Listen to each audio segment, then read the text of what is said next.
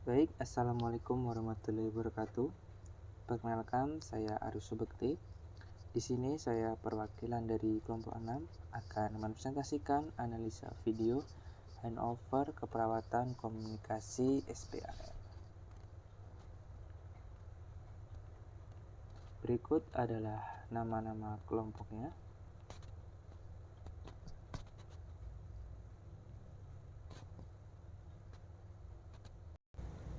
Baik, untuk LO yang akan kita bahas adalah proses handover, keperawatan komunikasi SPAR, kemudian hasil analisis video, lalu penutup. Kita masuk pada proses handover, yaitu ada directing, meeting morning, operan, dan konferensi. Komunikasi SPAR. Metode SPAR sama dengan SWOT, yaitu situation, mengandung komponen tentang identitas pasien, masalah saat ini, dan hasil diagnosa medis. Kemudian background, menggambarkan riwayat penyakit atau situasi yang mendukung masalah atau situasi saat ini. Kemudian A. Assessment, merupakan kesimpulan masalah yang sedang terjadi pada pasien sebagai hasil analisa terhadap situation dan background. Kemudian R. Recommendation adalah rencana apapun usulan yang akan dilakukan untuk permasalahan yang ada. Lanjutannya, komunikasi SPAR merupakan cara untuk mengatasi faktor penyebab IKP atau insiden keselamatan pasien. Menurut Cahyono dan dalam Fatimah dan Rosa 2014, kegagalan komunikasi berdampak terhadap komunikasi tidak efektif yang dilakukan perawat, sehingga 80% menyebabkan kejadian malpraktik, meningkatkan biaya operasional, biaya perawatan, penyembuhan, dan menghambat proses pemberian asuhan keperawatan. Selanjutnya, kita masuk ke analisis video handover keperawatan komunikasi SPAR. Yang pertama adalah directing. Directing atau pengarahan merupakan proses pemberian petunjuk atau pengaruh secara teratur kepada staf yang dipimpin untuk melaksanakan tugas sesuai SOP pelayanan keperawatan sehingga tercapai pelayanan keperawatan bermutu tinggi. Dalam video tidak terdapat tindakan pengarahan oleh kepala ruang. Kepala ruang hanya memimpin jalannya operan.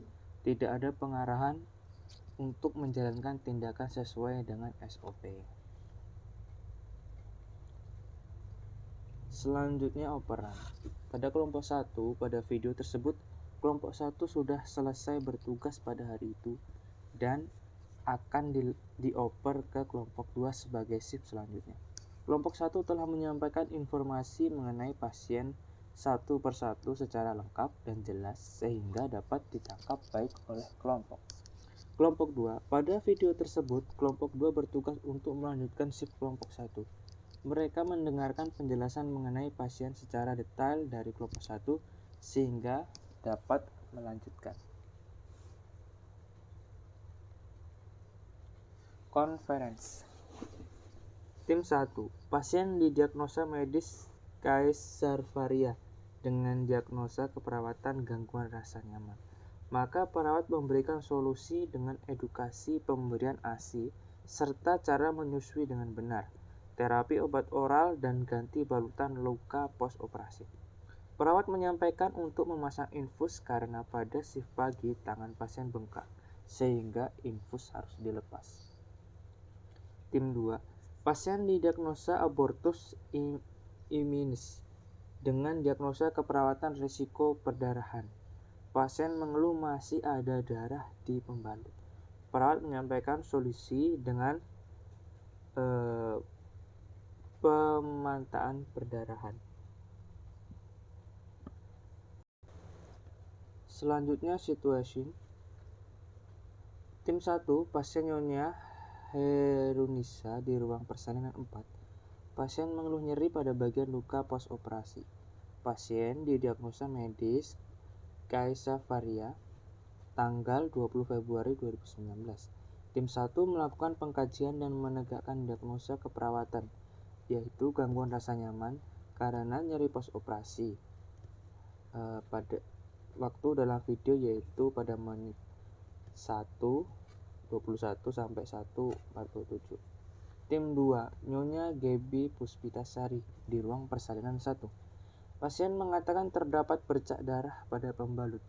Pasien didiagnosa medis abortus imminens dengan diagnosa keperawatan resiko perdarahan. Waktu dalam video yaitu pada menit ke-4 lewat 5 detik dan sampai dengan menit 4 lewat 38. Selanjutnya background. Tim 1, perawat menyampaikan pasien tidak memiliki riwayat penyakit dan tidak memiliki riwayat alergi. Dokter menginstruksikan kepada tim untuk melanjutkan terapi pengobatan yang diberikan. Pada waktu dalam video yaitu pada menit 1 lewat 51 sampai dengan menit kedua lewat 5 detik. Tim 2, tidak disampaikan riwayat penyakit. Dokter penanggung jawab menyampaikan terapi pengobatan sama seperti terapi sebelumnya. Pada waktu yaitu menit ke-4 lewat 33 sampai menit ke-4 lewat 37. Kemudian asesmen. Tim 1, perawat menjelaskan masalah yang terjadi pada pasien, yaitu pasien tetap dilakukan pemantauan terkait kondisi yang dialami pasien oleh perawat shift sore. Karena kondisi pasien belum baik, tim 1 mengatakan pada tim 1 shift sore bahwa kondisi pasien dari pengkajian tadi pagi tingkat kesadaran dan TTV normal. Waktu dalam videonya yaitu pada menit kedua lewat 6 sampai dengan menit kedua lewat 14. Tim 2, perawat tidak menjelaskan masalah yang terjadi pada pasien sebagai hasil terhadap situasi. Selanjutnya rekomendasi. Perawat menjelaskan rencana tindakan, yaitu edukasi tentang pemberian ASI dan cara menyusui, mobilisasi miring kanan kiri pada pasien, terapi obat oral, ganti balutan luka pos operasi, dan pemasangan infus yang sebelumnya dilepas karena tangan pasien bengkak. Waktu dalam video yaitu pada menit kedua lewat 16 sampai menit ketiga lewat 5.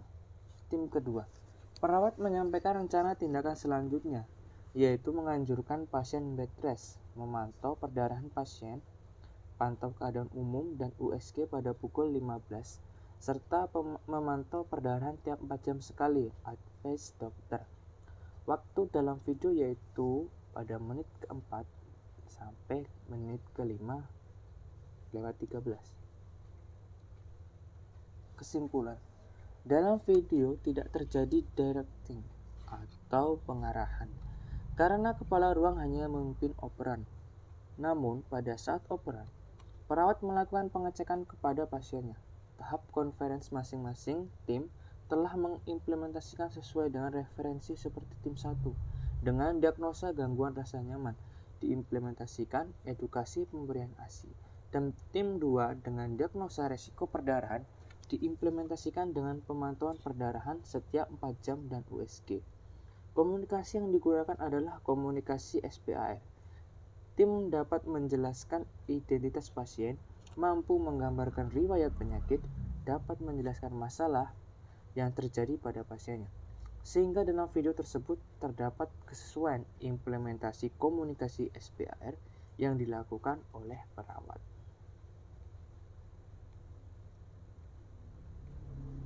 Baik teman-teman, itu tadi presentasi dan hasil analisis video dari kelompok 6. Terima kasih atas perhatiannya, kurang lebihnya saya mohon maaf. Wassalamualaikum warahmatullahi wabarakatuh.